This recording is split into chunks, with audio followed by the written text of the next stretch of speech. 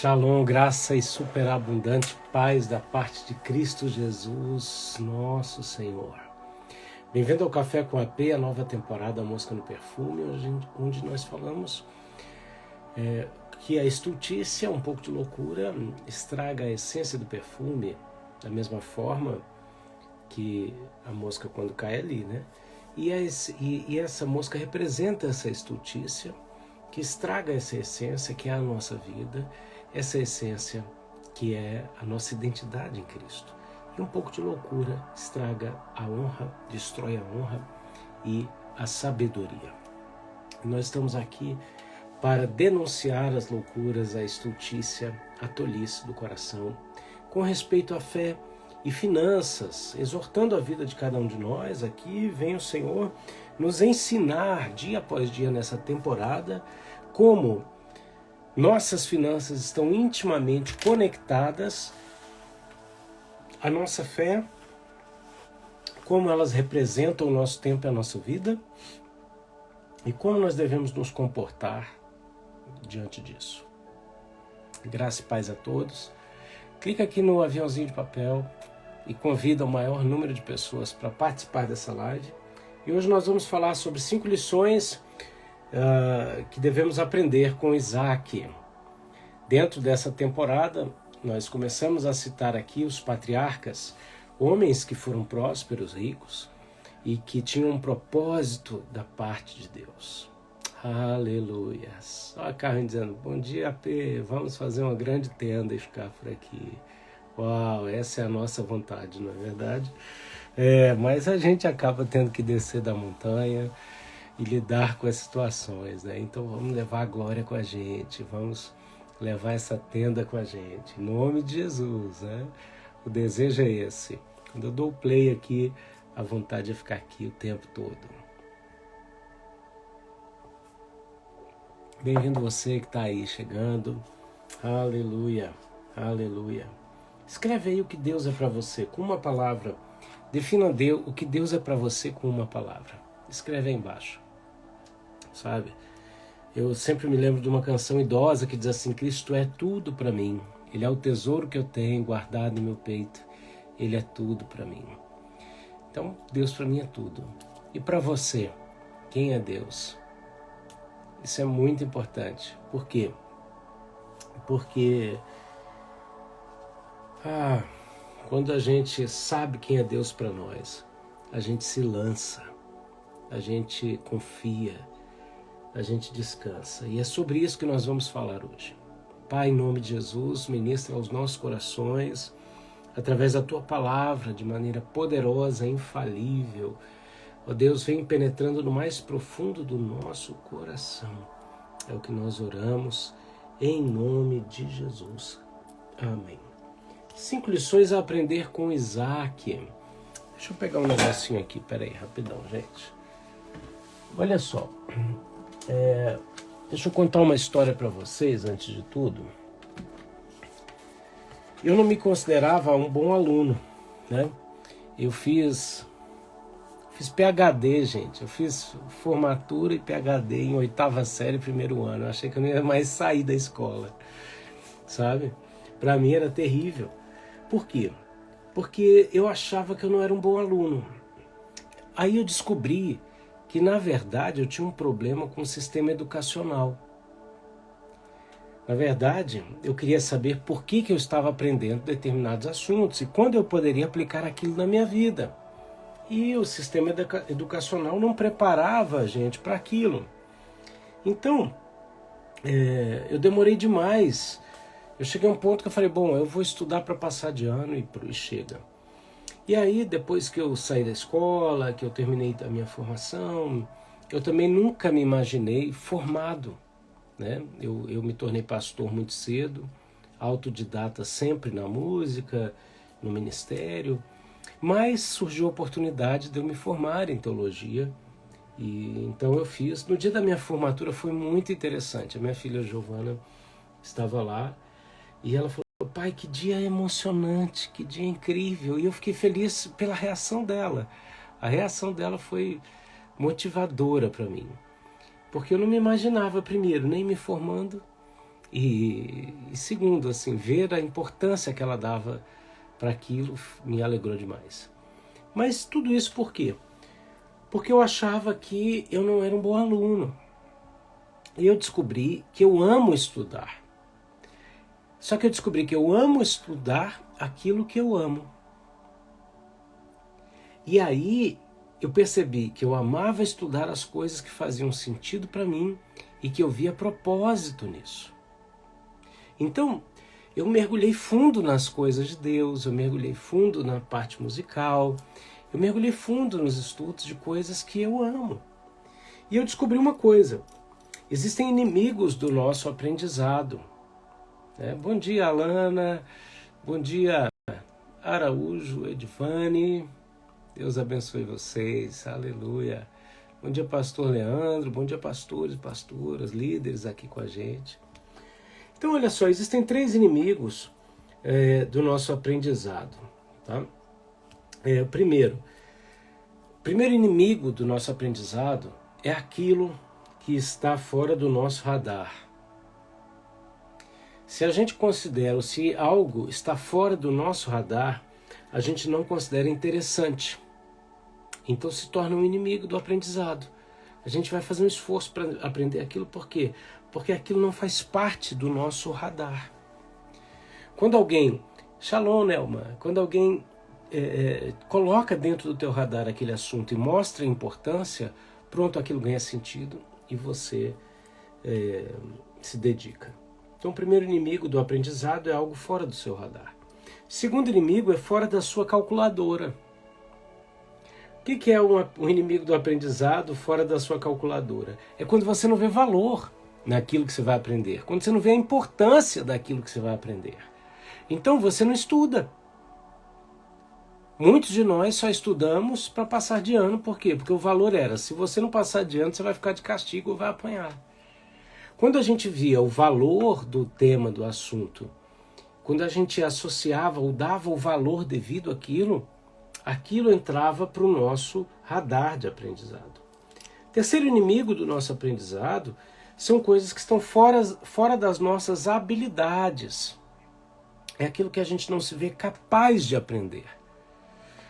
E é interessante quando a gente pega determinados professores, isso vai dizer se a gente vai aprender ou não a matéria com mais facilidade.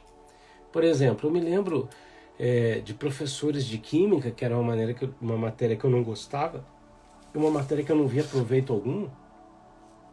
De repente eu peguei professores de química que eram maravilhosos e que faziam aquela aula render e crescer e se tornar algo maravilhoso. Então, por mais que eu pensasse, eu não vou usar isso na minha vida, aquilo não se tornava algo fora da minha habilidade, porque o professor mostrava que aquilo não era tão difícil quanto eu estava pensando. Eu me lembro de um professor de física do cursinho, uma figura ele. O cara, eu acho que ele era daltônico e ele ia dar aula de pantufa, gente. E aí ele ia dar aula de pantufa e ele fazia os cálculos de física baseado em situações reais. Então aquilo tinha ponto de toque com a gente, sabe? Então isso era muito interessante. Por quê? Porque ele mostrava que não dependia da nossa habilidade em si. Ele tirava esse medo. Baseado nisso, nós temos 5 coisas a aprender com Isaac. E essas coisas têm que entrar no teu radar, têm que entrar na tua calculadora, e você tem que perceber que não é baseado na sua habilidade, mas na capacitação que vem de Deus, a partir do momento em que você reconhece a sua incapacidade. Olha, Ricardo falando, tudo professor de física assim, meio doido, né? Então a gente vai ver aqui 5 lições para aprender com Isaac. Primeiro, vamos lá, baseado em Gênesis 21, verso 3. Tá? Gênesis 21, 3. Né? O André está perguntando, qual era a sua matéria preferida, P? Uau, gente, se eu disser que era o recreio, aí é demais, né? Aí eu ganho diploma de aluno vagal. Não, você sabe, eu acho que história foi minha matéria preferida por muito tempo. Algumas vezes eu tive aula de geometria Então, eu me lembro de um professor baixinho, ia de jaleco, ele tinha um compasso de madeira gigante. E como eu gosto de desenho, então eu gostava da aula de geometria, né? Mas aula de história, de geografia, de humanas, sempre tocou muito meu coração, né? Era muito legal mesmo. Eu me lembro de uma aula, aí já era bem mais novo, que a gente foi assistir, eu não sei por que a escola não era assim, né? A gente foi assistir uma aula na sala de vídeo, a gente tinha uma sala de vídeo, né? Era coisa moderna, tinha um videocassete e uma televisão. E eles deram uma aula de geografia baseada no vídeo, que depois eu descobri que esses vídeos existiam no National Geographic. Então eu fiquei pensando, meu Deus, por que isso não... As aulas de geografia ou de história não eram assim, né? Olha a pastora Nara falando, a minha era matemática, meu Deus, olha aí. Gente, eu fui gostar de matemática depois, quando eu descobri que música é muito matemático, né? E aí eu vi sentido, eu desenvolvi um método de improviso baseado em produto cartesiano, gente. Que loucura é essa, né? Muito interessante. Olha como matemática era uma matéria que eu não gostava e que eu passei a estudar porque eu vi o valor disso aplicado na música, né? Gostava de artes também, gostava de aula de artes, né? Era muito legal. Bom, o que a gente tem para aprender na escola de Isaac, na vida de Isaac, né? Qual é o contexto histórico aqui de Isaac? Isaac é filho de Abraão, mas ele é o filho da promessa, sendo que ele tinha um irmão que era o filho da força do braço de Abraão. Então o contexto que ele nasceu já não era um contexto fácil. A primeira lição que a gente aprende com Abraão, com Isaac, é que Isaac era o improvável motivo de alegria. Então escreve aí, número 1, o improvável é o motivo da alegria. Se você se vê dentro de um contexto familiar parecido com o de Abraão, de Sara, que receberam uma promessa de Deus, deram um jeitinho para arrumar a promessa, fizeram um filho de uma relação extraconjugal com uma egípcia chamada Agar. Nasce Ismael. Eles criaram o problema do Oriente Médio, gente. Você está imaginando a situação? E depois de uns 14 anos, nasce Isaac, o filho da promessa, né? Então, ele era um improvável, o filho de idosos, o filho de uma mãe estéril, certo? Isso aponta para a gente. O que a gente tem que aprender com isso? A gente tem muita coisa para aprender. Primeiro, nós olhamos para a nossa vida e a gente vê uma série de improbabilidades. A gente está sempre medindo na força da capacidade humana. Não é verdade? Quantas vezes eu me desanimo, eu penso em desistir, eu penso, gente. Eu completei 29 anos de ministério, talvez os 10 primeiros anos eu não pensei nunca em desistir. Depois, todos os dias eu penso em desistir. Não porque eu não ame. Eu amo, eu só sei me dar para Deus. Tudo que eu faço na minha vida é me doando para Ele. E tudo eu faço convergir na proposta ministerial. Mas tem dia que as lutas são tão grandes e quando eu vejo, eu estou medindo na força do meu braço, na minha capacidade, eu falo, meu Deus, é por isso que eu me entristeci, é por isso que eu me cansei, é por isso que eu penso em desistir. Por quê? Porque eu estou olhando na força da minha capacitação. Quando, na verdade, Deus chama improváveis. Isaac era improvável. Ele é o fruto de um ventre estéril. Ele é algo tremendo. É algo tremendo, motivo de alegria. Olha que interessante. Ontem, na live de ontem, eu falei sobre Abraão. E falei como Deus mudou o nome de Abraão, né, completando a obra na vida dele. Aí a gente vê Isaac, a gente já vê o improvável nascendo, vamos dizer assim, sem a necessidade da mudança do nome. Olha que interessante. Deus não muda o nome de Isaac. Deus várias vezes ele Ele mudou o nome de pessoas, mas Isaac não, porque ele deu o nome de Isaac. Olha que interessante. Quando Deus dá nome às coisas improváveis, Redarai Ashandekai, eu dou e traço o destino para que a transformação aconteça. É o que diz o Senhor. Uau!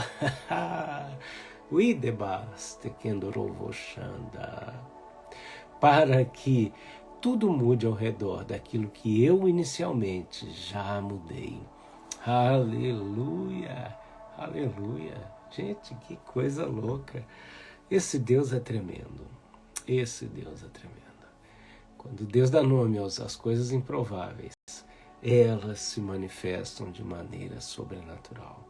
Deus não mudou o nome de Isaac, porque Ele mesmo nominou Isaac. Bom dia, pastora Fernanda, pastora mais alegre de Brasília. Olha aí, beijão pro meu amigo Ozzy. Aí, gente, o que na tua vida é improvável? Deixa Deus nominar as coisas improváveis na tua vida. Porque quando a gente dá nome às coisas improváveis, a gente dá nome de fracasso, a gente dá nome de incapacidade, a gente dá nome de impossibilidade, a gente dá nome de tristeza, de depressão. Quando Deus dá nome, Ele dá um nome profético, Ele dá um nome apostólico, significa que lança como flecha para o destino determinado pelo Eterno. Uau, isso é tremendo, meu Deus do céu, eu fico maravilhado quando o Senhor traz essas coisas. Você não fica? O que você tem denominado como improvável na tua vida? Deus dá outro nome. Sabe, quando aparecem 3 seres celestiais para Abraão, Abraão estava lá, sol a pino na cabeça, do lado de fora da tenda. Os teólogos acham que Abraão devia estar numa DR muito louca com Sara e saiu da tenda para ver se ele espairava a cabeça. E aí aparecem aqueles 3 seres. A gente acredita que um era a prefigura de Cristo e os outros 2 são os anjos que vão para Sodoma e Gomorra para livrar Ló. O que acontece? Ali o Senhor vem, o anjo do Senhor vem e dá o nome. Ele fala assim, olha, daqui 1 ano eu vou voltar e você vai ter um filho. O nome dele vai ter um filho. Aí Sara ri.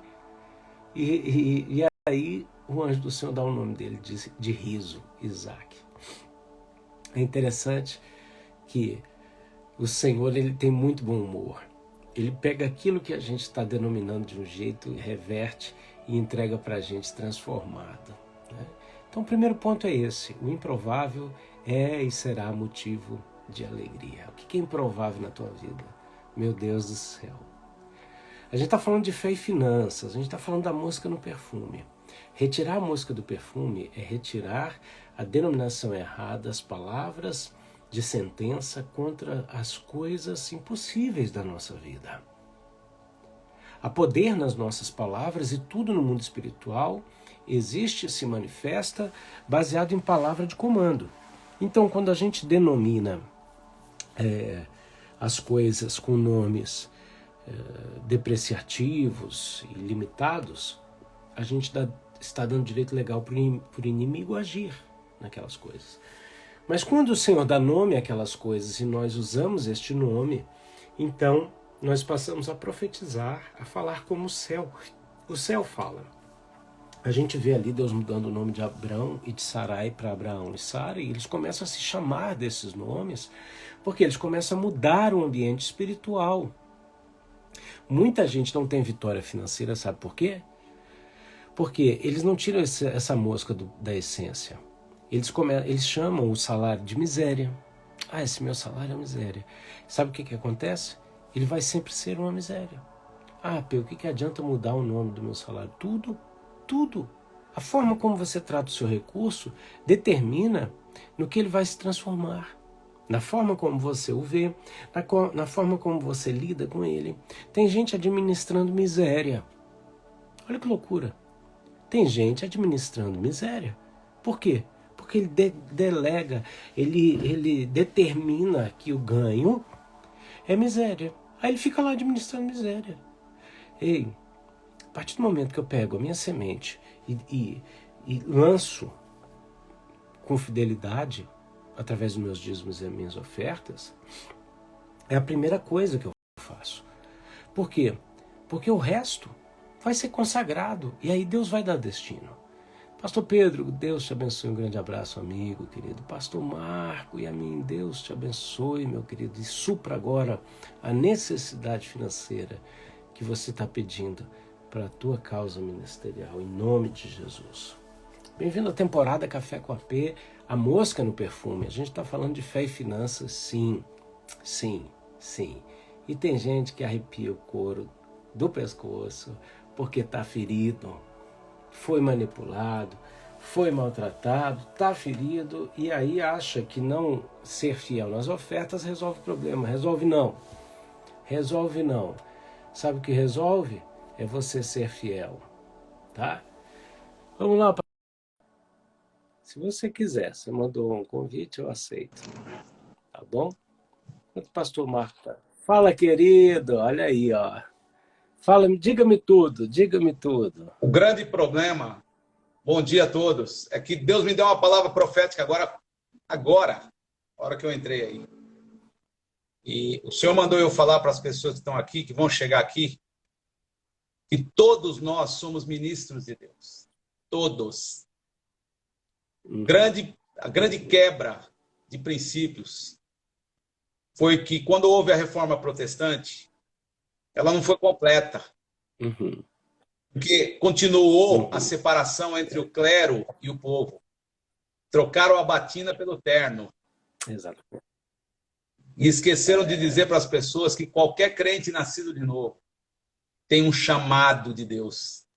Tem uma carreira a ser cumprida.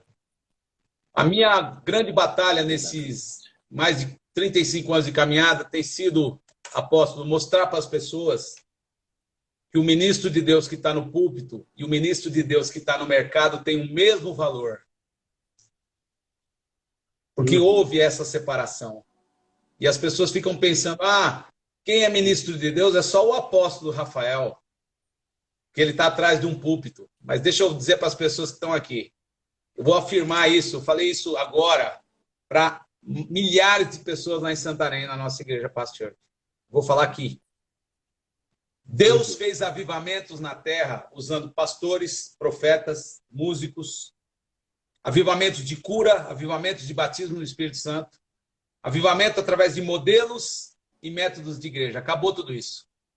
O avivamento final que Deus vai fazer na terra, o que vai durar, vai ser usando pessoas comuns como eu e essas 46 que estão aí. Somos ministros de Deus no mercado. Estamos lá na guerra do dia a dia, trazendo o pão de cada dia para a nossa casa, o mantimento para a casa do Senhor, porque nós temos que manter aqueles que foram chamados para o púlpito, e cuidar dos órfãos, das viúvas e dos necessitados, que é a única religião que Deus respeita. A única. Uau. Então eu estou aqui, eu vim aqui para dizer para as pessoas que estão aqui. Não como um empresário, nem como fundador de um ministério Socorro África. Eu estou aqui como profeta de Deus para dizer para as pessoas que estão aqui que Deus vai fazer o maior avivamento na face da terra, aquele último, e os protagonistas seremos nós, o povo comum, aquele povo que ninguém achava que ia dar nada na vida, porque Deus está elegendo, equipando e usando. Eu tenho visto nas minhas viagens, por exemplo, eu estive lá em Oriximiná, lá nos Ribeirinhos, né? E eu fiquei num hotel lá, muito simples, porque não tem mesmo muita condição de ter. Você precisa ver os donos, o dono e a dona do hotel, crentes, me deram um tratamento 5 estrelas que eu nunca tinha recebido num hotel chique que eu tenha ficado nem em Nova York ou na Europa. Ministros de Deus ministrando café com leite, pão de queijo. Pastor, se eu precisar de alguma coisa, eles não deixavam nem eu carregar a minha Bíblia até o carro. Sabe o que chama-se isso? Avivamento. Ela falou, eu tinha pombagira. Tive a minha vida destruída, Deus refez a minha vida, fui transformada pelo poder de Deus. Minha filha, que tinha pombagira, foi liberta. Deus restaurou meu casamento. Deus me deu esse hotel aqui.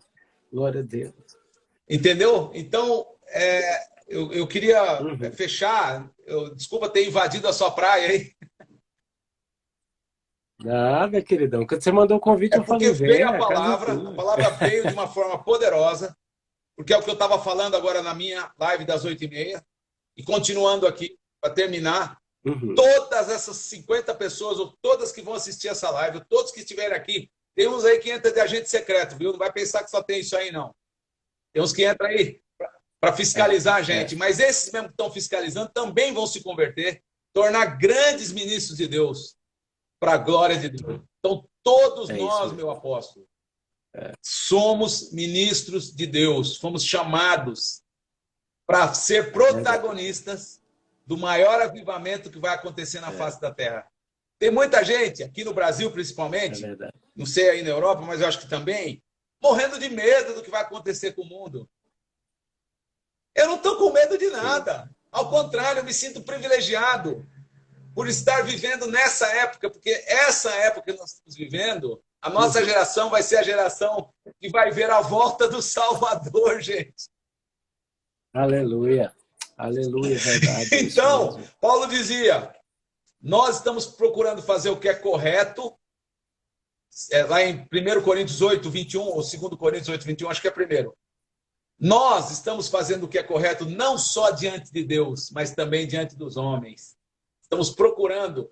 É uma época de um alinhamento tão grande que o senhor vai ver, por exemplo, pessoas improváveis fazendo coisas maravilhosas e pessoas que você achava que eram maravilhosas fazendo porcaria. Porque agora é a época onde Deus vai mostrar a diferença mesmo entre os que o servem e os que não servem. É verdade. É verdade. E você sabe, pastor, isso a gente está alinhado, porque eu prego isso há muitos anos. Nós vemos ali Efésios 4, o verso 10, fala que os 5 ministérios trabalham para o que eu chamo do 6º ministério, que é o ministério comum de todos os santos.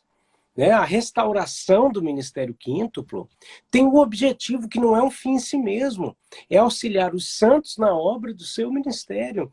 Então, olha que coisa poderosa, é o apóstolo ajudando todo mundo, é o profeta auxiliando todos os convertidos na obra do ministério comum. Sim. Não é verdade?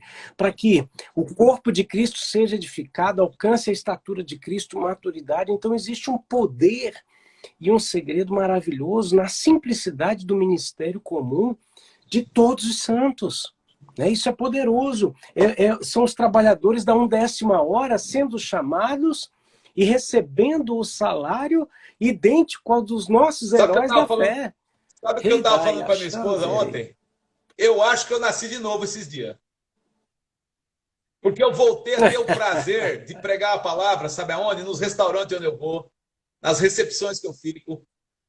Eu achava, como muita gente erroneamente pensa, que você precisa de um púlpito para pregar a palavra, né? Você não precisa de um púlpito. Você não precisa de um púlpito. É verdade. O David Wilkerson dizia, vai haver um tempo onde nós vamos ter que pregar o evangelho para os crentes, né? E onde eu vou, que eu começo a falar de Jesus, a pessoa fala, eu já fui na igreja, eu desviei, meu pai e a minha mãe oravam muito por mim. Olha, se você só começar a pregar para os desviados, não precisa fazer mais nada nessa vida. Mais nada. Eu digo que existe um fator, que é o fator mãe ou vó de Assembleia de Deus. Todo desviado tem uma mãe ou uma avó da Assembleia de Deus orando. Você já foi pregar em algum sanatório? Eu já fui. Não me lembro. Você começa a pregar para aquelas pessoas que estão lá doida, o cara te recita a Bíblia inteirinha. A maioria das pessoas que estão em hospício hoje são crentes desviados.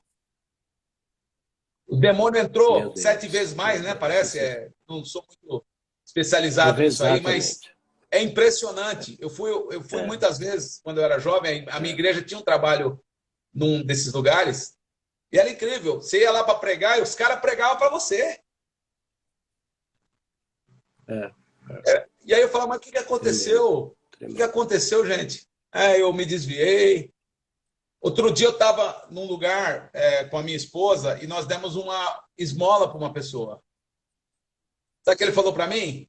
O Senhor te abençoe, te guarde e faça resplandecer o seu rosto sobre ti. Um cara desse não pode ter ouvido isso em outro lugar que não foi uma igreja, né? Exatamente. Aquilo está dentro dele. É por isso que nessa temporada, chamada A Mosca no Perfume, a gente está falando de fé e finanças. Por quê? Não adianta a pessoa ter sabedoria e ter pobreza, no sentido de doença, de miséria, não é verdade? Então ele tem que tirar essa mosca do perfume, porque ela afeta a essência, né? Por exemplo, por que um homem como esse, conhecedor da palavra, não usou a sabedoria para sair dessa situação? Quando a gente pega, por exemplo, empresários, você vê quantos empresários já faliram várias vezes. Eles não têm medo de falir, porque eles sabem o caminho de se levantar. Não é verdade? E o cristão deveria usar a sabedoria também para isso. Olha, porque a Bíblia fala, o cair é do homem, levantar é de Deus. Se ele entende que ele está caminhando com Deus, se ele tropeçou como acidente de percurso, ele sabe aonde ir e como agir para se levantar.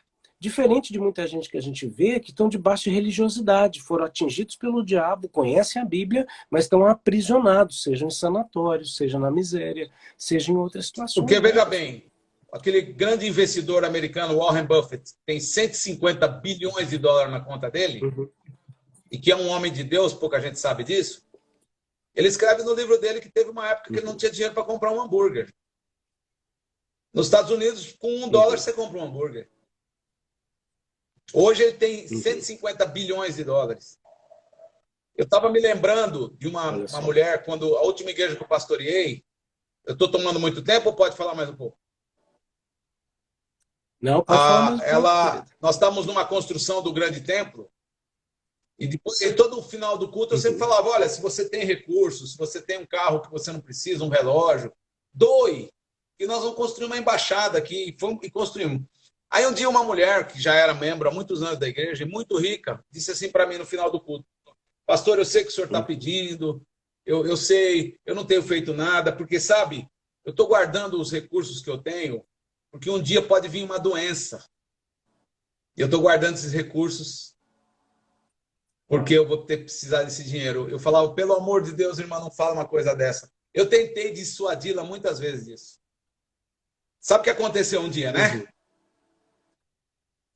Ela estava profetizando e aconteceu. Não só ela gastou todo o recurso que ela tinha, como nos últimos 2 meses da vida dela, eu e alguns irmãos da igreja tivemos que fazer uma vaquinha para poder manter ela dentro do hospital, para ela ter uma morte digna. Quer dizer, não só o dinheiro que ela tinha não deu, como ainda tivemos que tirar dos nossos recursos, que ela era uma pessoa muito querida na igreja, né?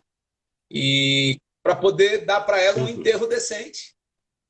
Então as pessoas precisam tomar muito cuidado, porque o dinheiro é o melhor secretário que você pode ter e o pior patrão. E acúmulo de riquezas aqui na Terra, que não estão sendo destinados para as 3 coisas mais importantes, que é a implantação do reino de Deus, o cuidado com órfãos e viúvas, e dar uma vida digna para as nossas famílias, aquilo não é prosperidade, é só acúmulo de riqueza. Então eu conheço muita gente que tem acúmulo de riqueza, mas não é próspero. Porque tem dinheiro, mas não tem paz. É verdade. Tem paz e dinheiro, mas não tem saúde. Ou tem saúde e tem paz, mas não tem dinheiro. Então não é próspero. Porque a prosperidade ela é plenitude em todas as áreas da nossa vida. E eu posso dar um testemunho final aqui, só um. Maravilha. Para terminar. Pode. Uma mulher do Rio de Janeiro me ligou há uns dias atrás, dizendo assim para mim, pastor, meu sonho. Ela tem um casal de filhos muito inteligentes. Muito.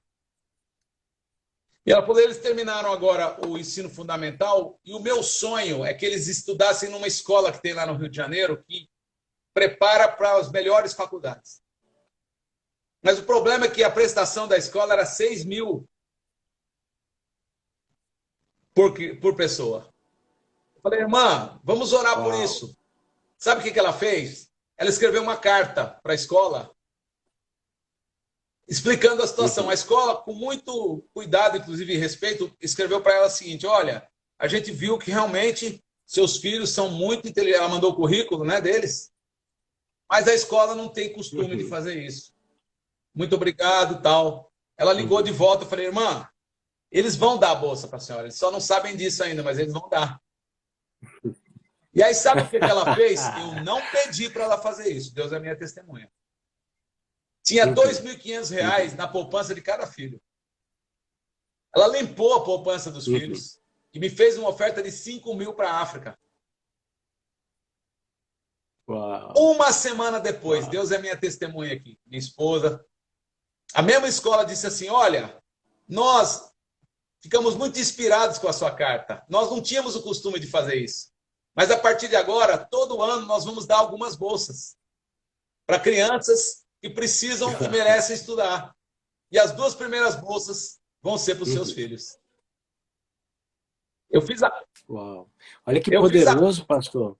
Ela mudou não só a história para ela mudou a história para outros. Está mudando a história de muita gente aqui, esse testemunho. Eu fiz a conta, porque eu sou engenheiro, né? Engenheiro gosta de fazer conta. Só esses 5 mil que ela semeou, por ano, já vão gerar R$ 144 mil. Se você multiplicar por 3, esses 5 mil virou quase R$ 450 mil, que é o preço que vai custar o curso inteiro, né, do ensino médio. Então, Deus não fica devendo nada para ninguém, mas para quem pratica a sua palavra. Exatamente, exatamente. Que tremendo, pastor Marco. Que riqueza que o senhor trouxe para a nossa live hoje. Muito obrigado, querido. Obrigado por esses testemunhos, pela tua vida, pelo teu projeto. Obrigado por passar por aqui. Viu? E depois a gente se fala no particular. Depois a gente se fala no particular. Tá? Beijão, querido. Eu sou fã seu, amo demais todos os ensinamentos que você dá e gostaria de ter essa calma aí, mas não tem jeito, evangelista não tem jeito, já entrando. Né? Mas cada um é de um jeito, querido. Eu queria não queira ter minha calma, não, porque eu sou... Lago Sereno é profundo. Quando acaba a longanimidade, cabeças rolam, pastor. Você é uma bênção para o reino de Deus. Você é uma bênção para o corpo de Cristo. Amém, querido. Eu me alegro com a tua vida. Eu também. Beijo. A gente fala particular depois. Viu? Amém. Olha só, querido, pastor Marco passando por aqui, abençoando a nossa vida, com esses testemunhos poderosos a respeito desse tópico que a gente falou aí, ó. Os improváveis. Você pega essa semeadura improvável, igual ela espontaneamente lançou na vida dele, que teve uma colheita exponencial. Por quê? O segundo ponto aqui, para a gente ir para o final dessa live, é dependência de Deus. Então escreve aqui 2, dependência de Deus. Uma característica da vida de Isaac, que a gente está falando aqui, é que ele realmente aprendeu a depender de Deus. Ele ficou na presença de Deus em momentos difíceis e confiou completamente. Por exemplo, quando ele foi levado pelo pai para Moriá, para que ele fosse sacrificado. Gente, Isaac não era uma criancinha inocente, ele era um jovem. Ele tinha noção do que... Ele caiu a ficha do que estava acontecendo. E ele se tornou ali confiante e dependente. Ele dependeu de Deus, por exemplo, quando o pai dele mandou o seu servo ir encontrar uma esposa para ele. Então, na escolha da esposa, ele foi dependente. Certo? Ele teve dependente de Deus, por exemplo, na situação dos poços do seu pai que foram entulhados. E isso já aponta para um terceiro ponto, que nós vamos falar agora. O quanto você tem sido dependente de Deus. Essa senhora do testemunho do pastor Marco, ela se tornou dependente de Deus quando ela viu que não tinha possibilidade humana de ter os filhos nessa escola, ela pega o que ela tinha e semeia. Olha que coisa poderosa. Olha que coisa bíblica. Se você nunca viveu isso, você nunca vai provar desses resultados. As pessoas querem ter testemunhos tremendos, mas não querem passar pelas experiências que vão gerar esses testemunhos tremendos. Então, dependa de Deus. Isso nos leva para o terceiro ponto, a aprender com Isaac, que é abrir lugares amplos. 3, coloca aí, abrir lugares amplos. O que acontece? Abraão tinha aberto poços, os inimigos vieram e entulharam os poços dele. Aí ficou aquela contenda, aquela briga, e de repente Isaac vem voltando e reabrindo os poços. Até que ele chega num lugar chamado Reobote, que significa lugares amplos. Gente, nós vamos reabrir poços que foram entulhados pelo inimigo. São áreas, são fontes da tua vida. Financeiramente falando, muitas vezes Deus abre uma porta, o inimigo vem e faz de tudo para entulhar aquela porta financeira. Mas a porta que Deus abre, ninguém fecha. E a porta que Deus fecha, ninguém abre. Isaac foi reabrindo os poços até ele chegar em Reobote, que significa lugares amplos. Vai reabrindo os poços profeticamente. Vai revisitando as áreas de fontes de recursos da tua vida, sabendo que vai chegar um momento que você vai abrir uma fonte de um lugar amplo. Quando Deus deseja realizar o futuro, Ele procura homens e mulheres que estejam receptivos a projetos, a ideias, a propósitos. Muitas vezes, antes de nós termos os propósitos, os projetos, as ideias, Deus vai colocar homens e mulheres, como o pastor Marco e outros, diante de nós, para que a gente semeie na vida desses homens. Essa semente vai não só produzir fruto, mas produzir projetos, ideias. Isso é tremendo. Então, terceira lição a aprender com Isaac. Abra lugares amplos. Olha como o inimigo é sujo. Ele fala para você ganhar riquezas para você, dizendo para você, ó, destrói aí os seus celeiros, faz celeiros maiores para você guardar suas riquezas. Essa é a tentativa do inimigo em se parecer com Deus e te projetar para o lado oposto. Enquanto que o Senhor te diz assim, ó, prepara, porque a colheita é grande. E aí você, nessa semeadura e nessa colheita, você não consegue reter isso, você nem está querendo reter isso, você está querendo derramar isso sobre a vida de outras pessoas. Olha o testemunho dessa irmã. Ela não só abriu um lugar de bênção para os filhos dela, mas a escola mudou a história disso para que todos os anos várias pessoas fossem tocadas. Esse é o sinal da prosperidade. Alguém que não somente conseguiu o que precisava para os seus filhos sem a necessidade específica do dinheiro, o que abriu a porta foi a conexão com o céu, através de uma oferta espontânea, através de uma oferta do tudo, Tarialá e Hashem. O Senhor diz, estarias tu disposto a isso? Nemahanda, equipo. Eu respondo à fé com colheita e mais sementes, diz o Senhor. Na minha raça, Decá. Nas minhas mãos encontram-se todo o poder de multiplicação. Aleluia! Uau, que tremendo, que tremendo. Então, essa senhora não somente conseguiu isso, mas ela abriu a porta para outros. Ah, uau! Rencalaralaca, teikepó, loroloco, chocotu, forolô, seikete. Eu sei os caminhos que eu tenho para você. Caminhos de paz, de bênção, para que a provisão se manifeste no tempo devido. E esse tempo é já, diz o Senhor. Aleluia, o tempo de lugares amplos, que coisa tremenda. Uau! Gente, quarto ponto, seja um intercessor. Isaac foi um intercessor. O intercessor de Rebeca no momento de esterilidade. Seja um intercessor, ore por pessoas que estão passando por momentos estéreis. Libere as tuas palavras de intercessão. Entre na brecha pelas causas de alguém.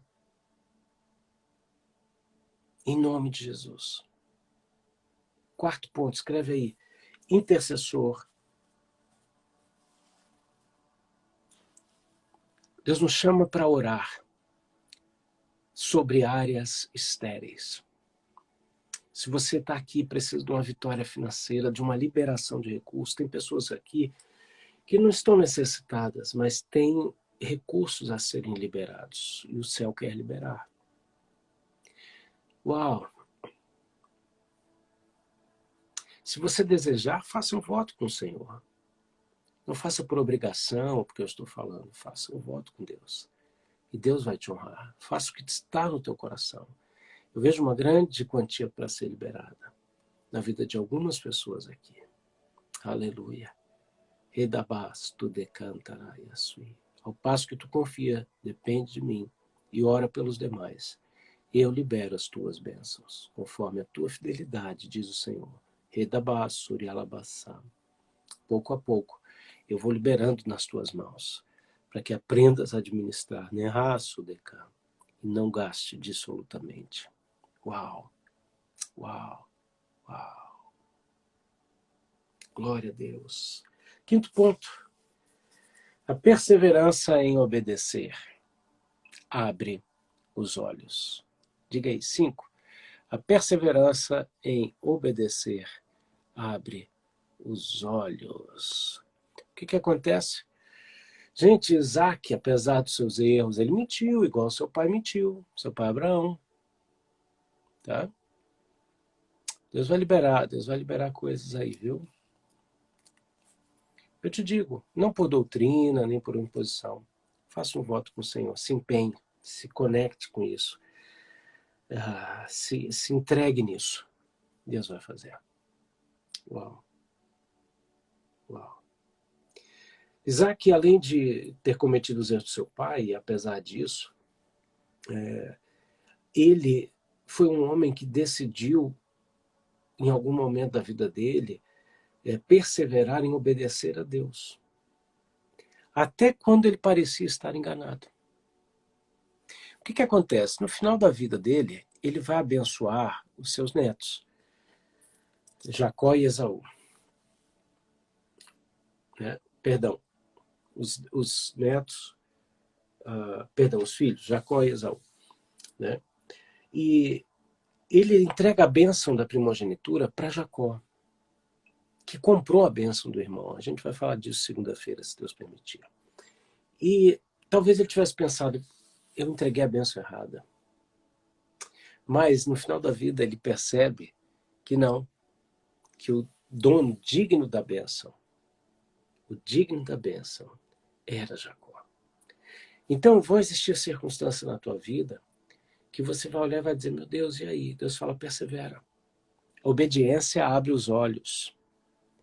E perseverar em obedecer, mantém os seus olhos abertos. Escreve isso, a obediência abre os olhos. Isso é tremendo. Continua fiel, continua obediente. Tem muitas pessoas que não recebem a sua vitória financeira, a sua colheita financeira, porque elas são fiéis 1 mês ou 2 meses e depois desistem. Batei, abrir-se-vos-á, lança a tua semente. Existe um momento que existe uma carga de justiça pela tua fidelidade na área financeira tão grande que não tem como os céus não romperem e te abençoarem. Por quê? Porque você está lançando semente poderosa sobre a terra. Tenha discernimento das sementes, tenha discernimento da terra e lance a tua semente com fé, com alegria, em nome de Jesus. Terminando essa live, 5 lições a aprender com Isaac. Primeiro, o improvável é motivo de alegria. Segundo, torne-se dependente de Deus. Terceiro, seja um intercessor diante da esterilidade. Quarto, abra lugares amplos. Quinto, persevere em obedecer a Deus. Amém? Quero terminar essa live te dando a oportunidade também de semear em nossa vida ou na vida do seu líder, do seu pastor, do seu apóstolo, de alguém que Deus botou no seu coração. Amém? Então, agora é a hora. Você não precisa exclusivamente semear na minha vida, né? Você pode terminar essa live e semear na vida de quem Deus colocou no seu coração. Eu estou te dando a oportunidade, se você quiser e desejar, e entender que existe honra nisso, que existe retribuição nisso, que existe bênção nisso, de você semear na minha vida. Está aqui o meu e-mail, que é o meu Pix, rafaelmedeiros.augusto@gmail.com. Lembre-se, a gente escuta 3 vozes na hora da oferta. A gente escuta primeiramente a voz de Deus, que é a voz que fala sutilmente, suavemente no seu coração e diz para você, dá tanto, oferta tanto. A segunda voz é da carne, que diz assim, não faz isso não, é muito. A terceira voz é a do diabo, que diz, não dá nada não, porque vai faltar. Que voz você vai ouvir na sua vida? Eu vou salvar essa live, ela fica aí, salve no IGTV, daqui uma meia hora vai estar no YouTube, e você vai lá, curte, comenta e compartilha, em nome de Jesus. Obrigado, Meire, meu pastor, e como o Senhor sereno e calmo. Amém, que bênção. Deus abençoe. Quem sabe o que planta não teme a colheita. Isso aí, Bitenca, abração para você. Seja fiel, bom final de semana, aproveita o sábado com a tua família, se diverte. Pega aí um dinheirinho, vai, se diverte com a sua família. Vai para um parque, sai, às vezes não tem dinheiro. Gente, pega umas frutas, pega uma saladinha, bota na cestinha, faz um piquenique.